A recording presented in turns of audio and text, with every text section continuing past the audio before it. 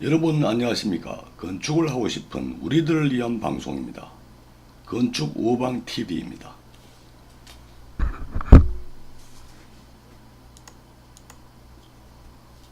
오늘은 전편에 이어서 공사비 산정 두 번째 방송을 해드리겠습니다. 우선 공사비를 어떻게 뽑느냐, 견적을 어떻게 하느냐, 여기에 대해서 말씀드리겠습니다. 견적을 하기 전에 적산이란 절차를 거칩니다. 적산은 무엇이냐면요, 무엇을 만들어야 하는데 필요한 재료, 사람 수, 서비스 숫자를 뽑는 것입니다. 무엇을 만드는데 필요한 재료, 수량, 사람 숫자, 서비스 숫자를 산출하는 것입니다. 거기에다가 단가를 곱하면 그것이 견적이고 견적 금액입니다. 적산에다가 단가를 곱한다. 이것이 견적입니다. 단가는요, 단위당 금액입니다. 1m에 얼마, 한 평에 얼마, 1루베에 얼마, 톤당 얼마, 이런 것이 단가죠. 적산은요, 뭘 만드는데 필요한 숫자를 뽑는다. 재료 숫자,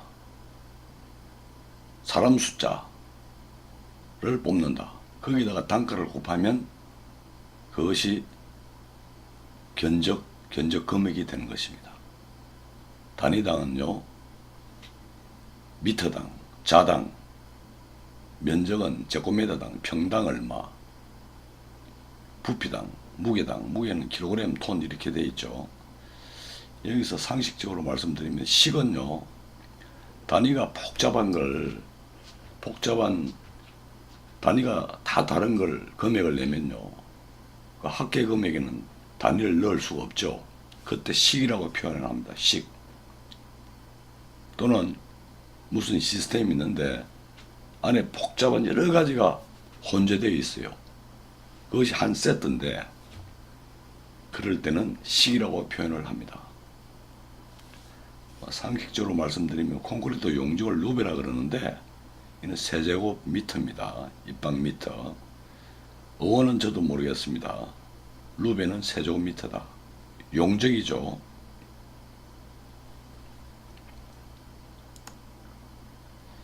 그러면 견적서, 계약내역서 이런 말을 많이 들어보셨을 텐데 여기에 대해서 설명을 드리겠습니다. 우리가 조금 전에 견적을 얘기했죠. 전체 공사에 필요한 재료 숫자, 작업에 필요한 사람 수를 산출해서 거기다가 단가, 재료 한 개당 얼마, 사람 한 명당 얼마, 금액을 곱하여 전부 합한 공사 금액에다가 제세, 공과금, 세금, 보험료 등을 합쳐서 리스트를 만드는 것을 내역서라고 합니다. 즉 견적한 것이죠. 견적.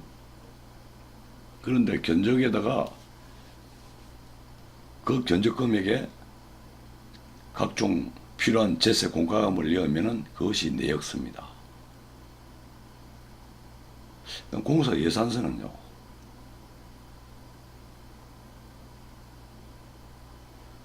건축주 입장에서 보면 자금 수급 소요 계획서가 됩니다. 소요 계획서. 이 내역서는요, 또는 견적서는요, 자금 수급 소요 계획서가 되고요.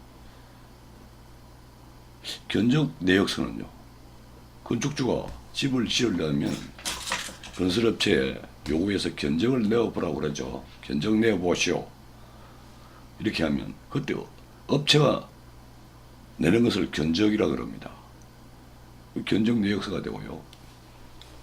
도급 계약 내역서, 도급 내역서 또는 계약 내역서는요, 건축주와 시공업체가 합의해서 공사금이 결정되죠.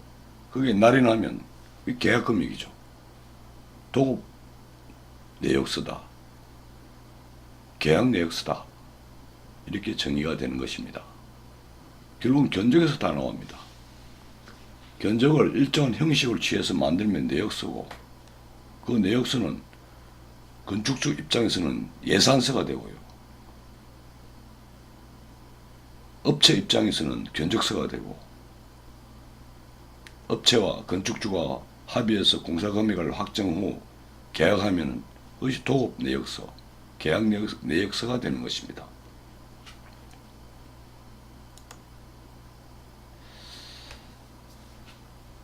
지금부터는 공사비 구성 체계, 즉 내역서가 어떻게 구성되어 있느냐 간략하게 말씀드리고, 분량이 많기 때문에 제3편에서 또 예를 들어서 상세히 말씀드리겠습니다. 오늘은 개념을 말씀드리겠습니다. 총공사비죠. 총공사비는 뭐냐? 이 계약금액이죠. 공급가액, 총공사비 이렇게 형성되어 있습니다. 직접 공사비 더하기, 간접 노무비 더하기, 제세 공과금 더하기, 일반 관리비 더하기, 이윤, 이걸 다 합치면은 총공사비 공급가액이 되는 것입니다. 여기서 이제 직접 공사비는요, 건물 형상을 만드는 데 투입되는 재료비 인건비입니다. 예를 들어서 벽돌 몇 장 들어간다, 그 단가를 곱하면 벽돌 공사비가 나오죠. 철근 몇 톤이 들어간다, 철근값에다가 그걸 가공해서 조립하는데 인건비를 곱하면 철근 공사비가 나오죠. 현실적으로 보이는 물건이라고 보면 되겠죠. 집 짓는데 이것이 직접 공사비다. 그 다음에 간접 노무비는요, 간단하게 말씀드리겠습니다. 공사 현장에 책임자가 나오죠. 뭐 소장이라고 많이 그러죠. 소장 인건비, 경비원도 있습니다. 경비원 인건비, 즉 현장 사무소를 운영하는 데 들어가는 일체의 비용, 공사 현장을 관리하기 위한 관리 비용이다. 그것이 간접 노무비다. 그 다음 제세 공과금은요, 이렇게 구분되는데요. 제세 공과가 보면 산재보험, 고용보험, 국민보험, 노인보험, 국민연금, 퇴직공제부금, 산업안전관리비, 기타 등등, 이것은 법정 요율입니다. 공사 금액과 규모에 따라서, 공사 종류에 따라서 이 요율이 정해져 있습니다. 이거는 어느 업체가 견적을 해도 틀리면 안 되는 거죠. 적용을 똑바로 하면 틀릴 수가 없습니다. 일반 관리비는요, 조금 전에 간접 노무비 했죠. 현장 책임자 인건비, 경비원 인건비 이런 거죠.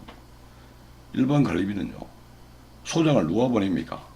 건설업체 본사에서 보내죠. 그 본사에는 사장도 있고, 뭐 이사도 있고, 회계도 있고, 이런 사람들이 들어가는 비용이죠. 이것이 일반 관리비입니다. 소위 본사 관리비다. 현장을 관리하기 위한,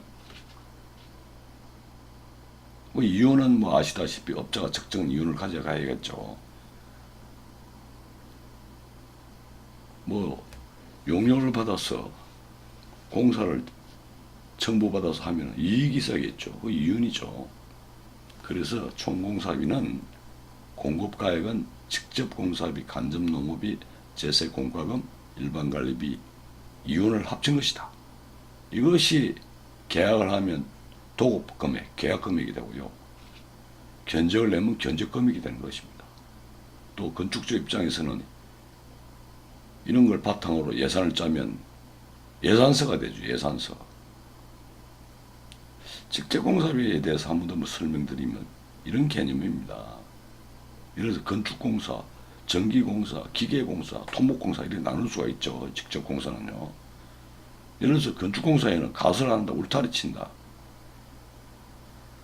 울타리 치고 비계 맨다 이런 게, 토목은 땅 판다 이런 거, 철근 콘크리트는 철근비, 콘크리트비, 인건비, 조직에는 벽돌 값, 벽돌 쌓는 비용 뭐 이런 걸 직접 그 공사에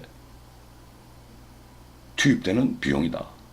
이것이 직접 공사비입니다. 그래서 이 공사비 구성 체계는 이렇게 보면 좀 막연한데, 다음 편에서는 실제 공사 현장의 계약서를 보고 구체적으로 말씀을 드리겠습니다.